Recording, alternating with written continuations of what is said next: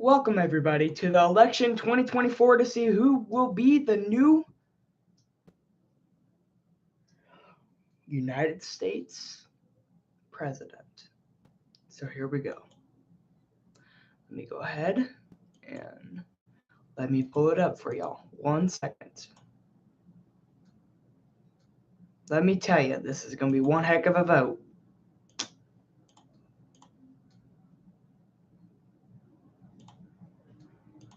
Ten presidential elections. The last Democrat to win Texas was Jimmy Carter, and that was 48 years ago. But the political landscape, as you mentioned, has been changing dramatically over the last few years. In 2016, Donald Trump won Texas by 9 points. And then in 2020, he beat Joe Biden here by less than 6 percentage points. After COVID, more than 2.5 million people moved here from places like New York. 1 second, everybody. Gotta pull it up, pull it up.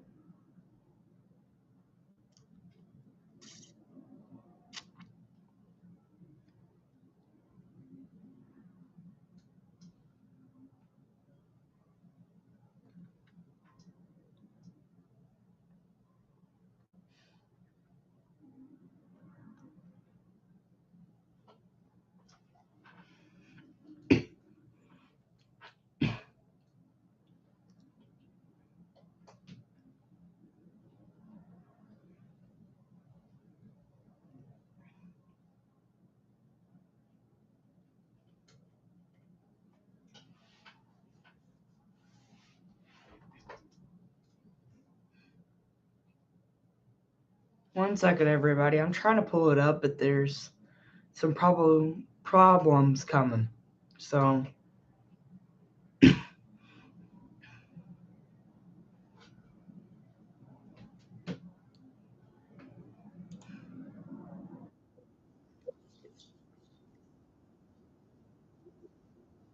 campaign. I had good policy.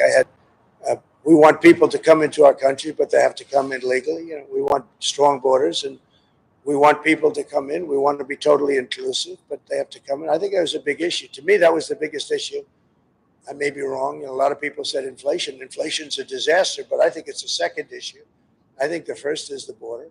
We can't allow criminals to be put back into our country or to be put into our country. So you have 13,000. What if I told you that you could block all ads or get paid to see them? My name is Brandon Moore. I'm an engineer here at Pi, and I've been here.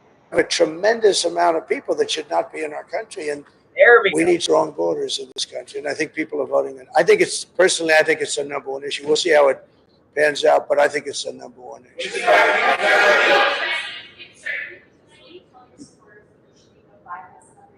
I don't have to tell them that. I don't have to tell them that there'll be no violence. Of course, there'll be no violence. My supporters are not violent people. I don't have to tell them that. And I certainly don't want any violence, but I certainly don't have to tell. These are great people. These are people that believe in no violence. Unlike your question, you believe in violence. Go ahead.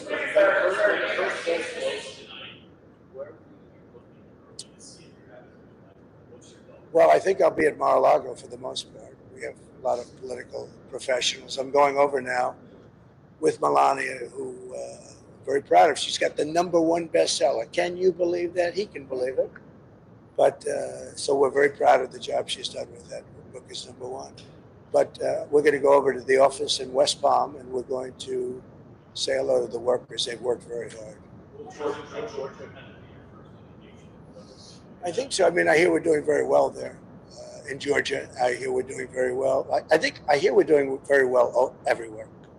Now, I may regret that statement, but I'm hearing that we're doing very well.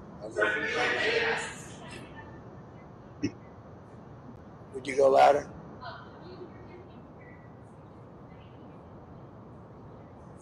I haven't prepared a speech. I did speeches last night, all day long, all night long. At 2:00 in the morning, we left. We did a lot of speeches. You can probably tell. No, I don't have to do that. You know, I'm not a Democrat. I'm able to make a speech on pretty quick notice. If I win, I know what I'm going to say, and I don't even want to think about the losing part. I would like to tell all of the people that are online to stay online. We have these Republican lines, and I've been asked actually to say it. It takes a while. I'd like to just make the statement that I'd like the Republicans to stay online. Democrats, if they'd like, they can leave. But I'd like the Republicans to stay online.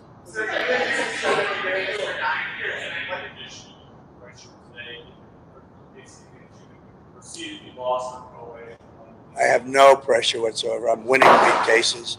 Those cases are all being won. The biggest case was the Florida case, and it's been won. I appreciate your nice question. No pressure whatsoever. For 9 years. Regardless of what happens tonight, is this your last campaign, or are you done? I would think so. I would think so. Sad and very fulfilled. I think we're going to have a very big victory today. Very good. Thank you. Thank you.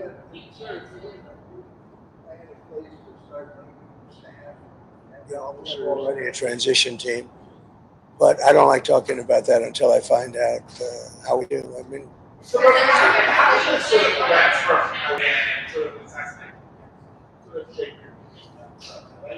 well, it doesn't. Look, we're not looking to do damage to Iran, but they can't have a nuclear weapon. So, you know, my terms are very easy. They can't have a nuclear weapon. I'd like them to be a very successful country, but they just can't have a nuclear weapon.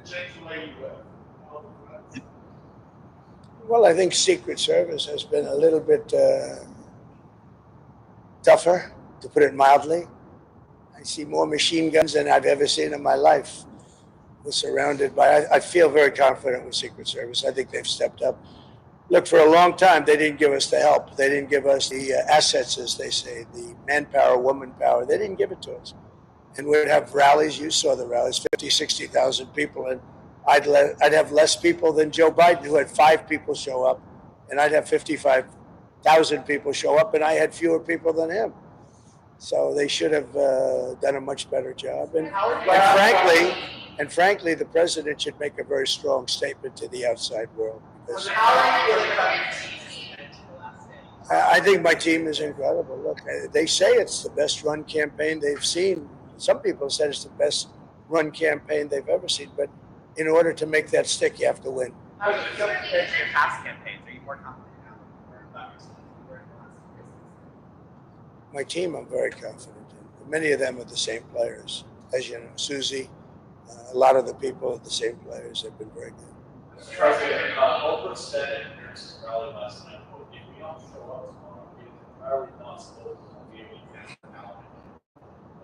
Well, I think it's ridiculous. You know, Oprah, I was on her last show, or one of her last shows, and they picked and all of that and made a big deal. And I'm disappointed. I think Oprah's become a major divider in our country. And I think, frankly, she should be ashamed of herself. And you know who else should be ashamed? Fox. Because I've seen Oprah on Fox about 50 times making the same statement. And I think it's a disgrace what Fox does, because everyone thinks Fox is so pro-Trump. They're not pro-Trump at all. They've put Oprah on all morning long. That's all I see is Oprah. And, you know, I do Oprah very well. She's been in Mar-a-Lago many times. Roger King had his funeral. That's the head of King World, which was Oprah's mentor. And Oprah chose the location. She said, Mar-a-Lago is the most beautiful place. Would it be possible to have Roger's funeral at Mar-a-Lago in the ballroom? We did it. Only time I've had a funeral there. And I think Oprah should be ashamed of herself to say that. She should be ashamed. She knows me. She wanted to run with me as the vice president. She was going to be the vice president. She wrote me a letter. It's in the book. And now she goes and makes statements like that. She's a divider. And Barack Hussein Obama is a divider, too. There are people who are concerned that you didn't concede the election in 2020 when you lost. They're concerned that if you lost this election, you wouldn't concede again. What do you say to those people? I think they're crazy. If I lose an election, if it's a fair election, I'd be the first one to acknowledge it. And I think so far, I think it's been fair. I think there's been a lot of court cases. Both sides are lawyered up. Thousands of lawyers are involved. Thousands, can you imagine? And part of that is because we have too complicated a process. If we had a piece of paper watermarked, you know that paper is more sophisticated now than computers. It's watermarked paper. It's unbelievable what happens with it. There's nothing you can do to cheat. And it costs you practically nothing to run. Think of it. We spend hundreds of millions and billions of dollars on these campaigns. You could do it for 8% of the cost and have accuracy, and we wouldn't have to be worried about when is Pennsylvania going to announce. It's really a shame. Last question.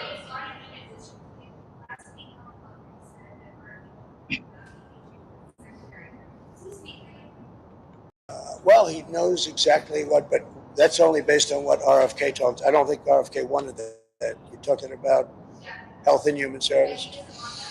Let me tell you, he's a great guy, RFK, and he's going to do pretty much what he wants as far as I'm concerned. He wants health for women, for men, for children, and I happen to agree with a lot of the things he says. The one thing I told him, and I've told you in speeches for the last 2 weeks, we got to keep him away from the liquid gold, because the liquid gold, we have more than any of it. It's called oil and gas. That one I'm going to handle. Well, I'd be honored to have him. Now, I haven't spoken to Howard about that, but look, if you think of it, he came in third, in running for president, right? He ran a very good race. He had obstacles. The Democrats just really unfairly put obstacles up, and hence Kennedy left the Democrat Party for the Republicans. Now, he's a very smart guy. He's a very caring guy. He's very popular, too. We get up and introduce him. The place goes wild. No, we love having him. And you know who else we love having? Elon. He's been great. And everybody, getting Joe Rogan last night and Megyn Kelly, this is very inclusive. This is a movement. This is the greatest political movement in the history of our country.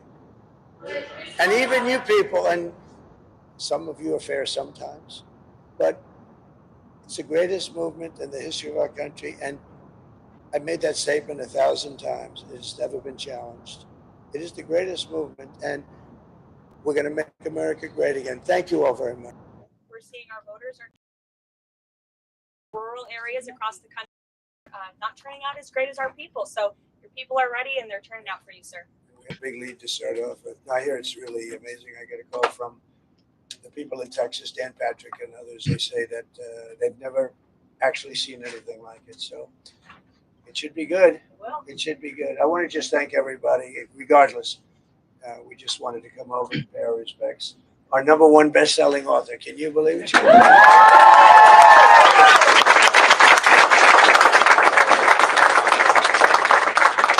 we have a big day. We'll be watching, and it'll be very interesting. I hope they come up with a result tonight. They say areas that were winning big, they might not be able to come up with it for 2 days. It's just a crazy thing. And I'm really saying this more for the press than for you. They should do paper ballots, same-day voting, voter ID, and be done.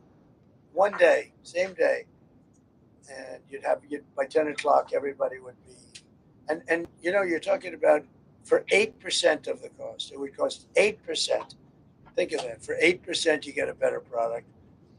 But we'll have to look at it. this is the heartbeat of your 7, organization, sir. 6, This is a great, well, 5, the heartbeat. 4. What about Alex? How's Alex?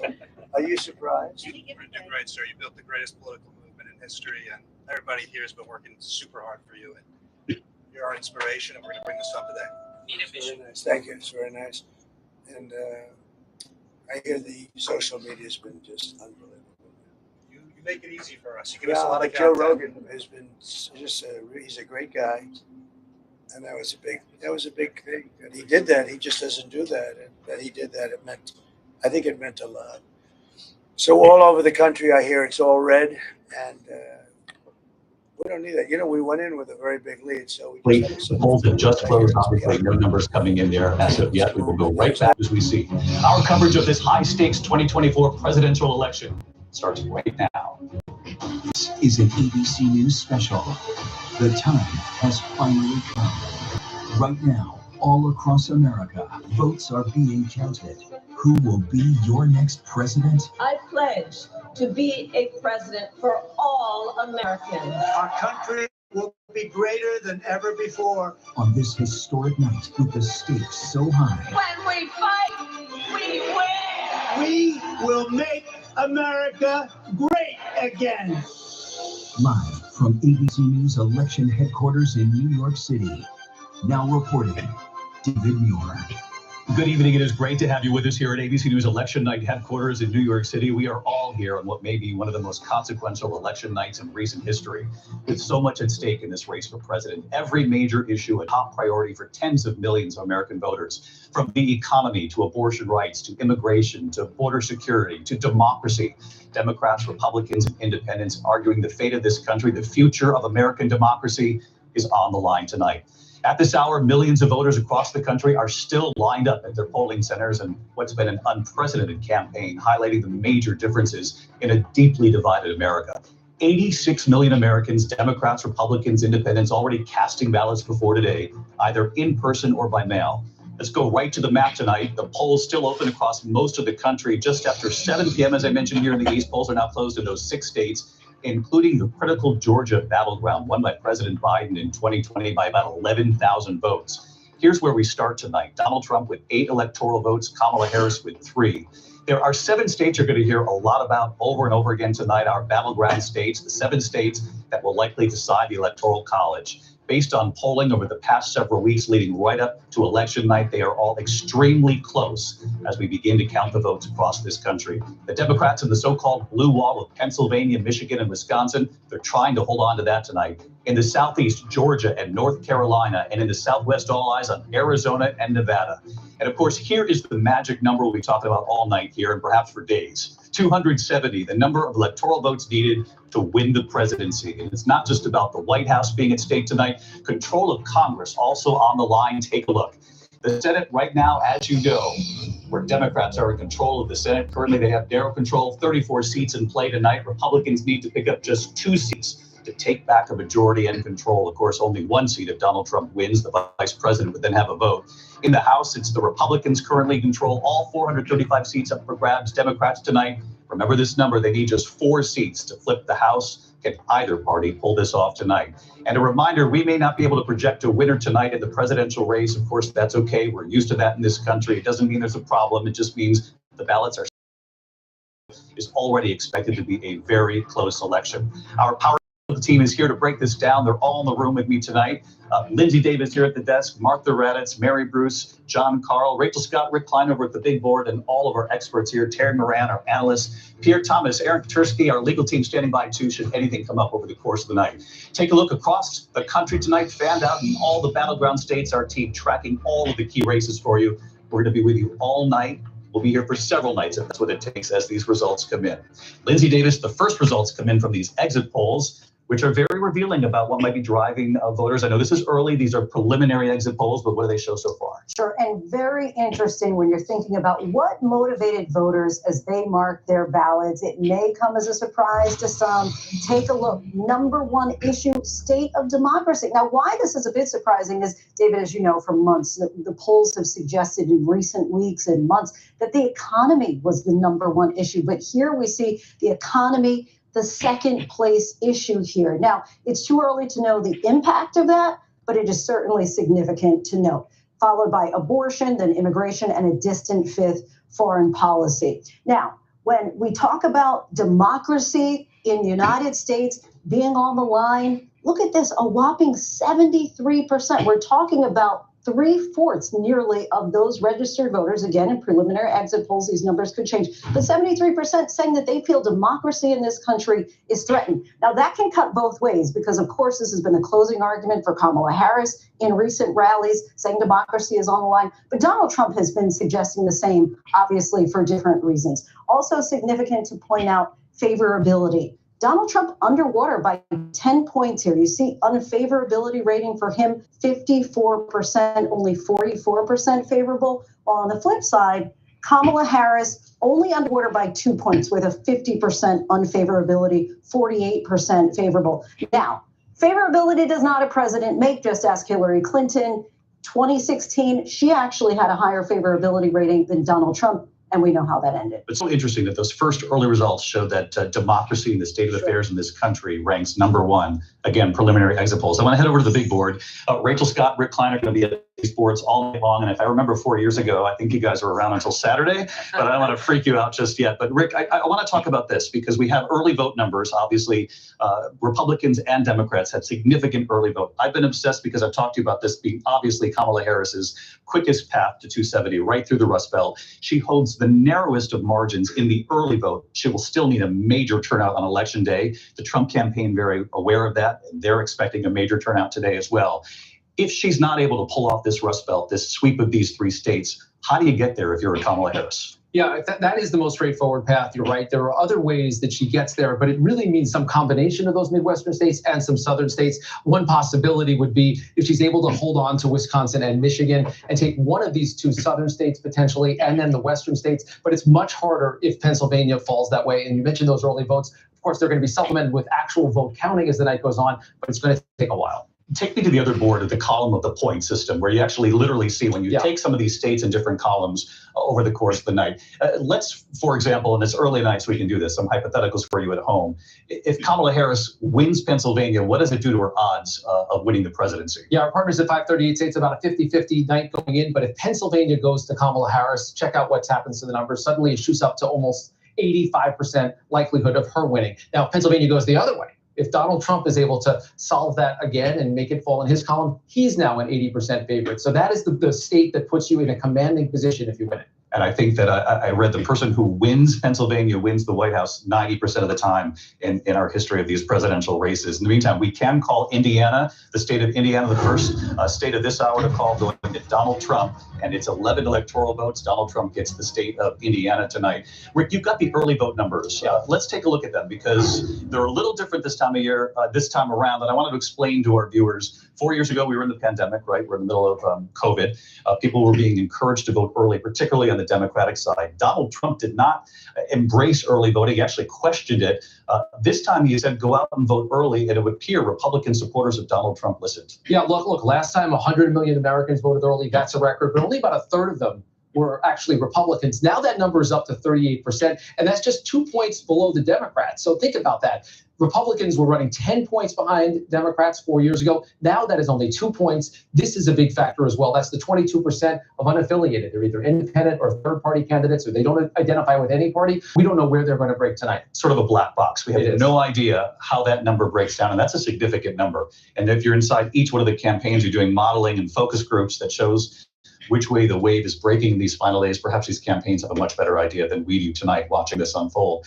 What does this mean, though, when it comes to the Republican turnout? It is impressive. The question that the Harris camp is going to put out there is, are these the voters who would have turned out for Donald Trump on Election Day, or was able to bank this vote and then get a whole new crop of Republican voters today? That's exactly the question. And Georgia is actually instructive in this way, because you can see in 2020, Republicans were about 40% of the electorate. They're only about 39% now. It's about the same. It isn't a huge difference, a slightly fewer Democrats as a share. This is fascinating, though, to me, because you talk about those unaffiliated voters. This is the portrait in North Carolina, where we're going to have polls closing soon. 4.5 million people voting early, almost as many as last time. And that is a third Democrat, Republicans, and a third, the largest share actually, are those unaffiliated voters. It's interesting you bring up North Carolina. I'll take this over to Rachel then, because one of the things that you and I have been talking about these last 24 hours, it was hard not to notice that Donald Trump spent a lot of time in North Carolina. spending a whole lot of time in North Carolina. And David, I was talking to one Republican who told me where these candidates are spending their final days will tell you a lot about what they are particularly concerned about. So North Carolina, a state that Donald Trump won in 2016 and 2020, it's the only battleground state tonight where the former president is on defense. He held 4 campaign stops here in the last 3 days, campaigning in Kinston, Greenville, Raleigh, Greensboro, also over here in Charlotte. David, as the night goes on, as we start to get results, we're also going to be paying attention to this area right here in the western part of the state. This is an area that was really hit hard by Hurricane Helene. Former President Donald Trump in 2016 and 2020 really racked up the vote in the rural parts of that state. Was there something within the campaign that they were seeing that made them nervous? We see it bear out in the early vote, but of course we just learned that in the last 24 hours. But essentially these two campaigns are tied going into Election Day in North Carolina. And as Rick pointed out, and rightly so, a whole third of the early vote is either independent or unaffiliated voters, and we simply don't know how that's going to break. Part of this is them knowing just how tight this race is. No Democrat has won the state of North Carolina since 2008. They do not want. Half of it, of course, is the fact that Hurricane Helene really ravaged parts of this state. Trump voters in rural counties, they need them to turn out. Now, there have been modifications that have been made, provisional votes that will be cast in some of those counties as well. Let's talk about where Kamala Harris spent her final 24 hours. He did a blitz of 3 battleground states. She was in 1 state alone. 1 state alone, Pennsylvania. The biggest prize of the night, 19 electoral votes. We're going to keep coming back to all important Pennsylvania because you heard from Rick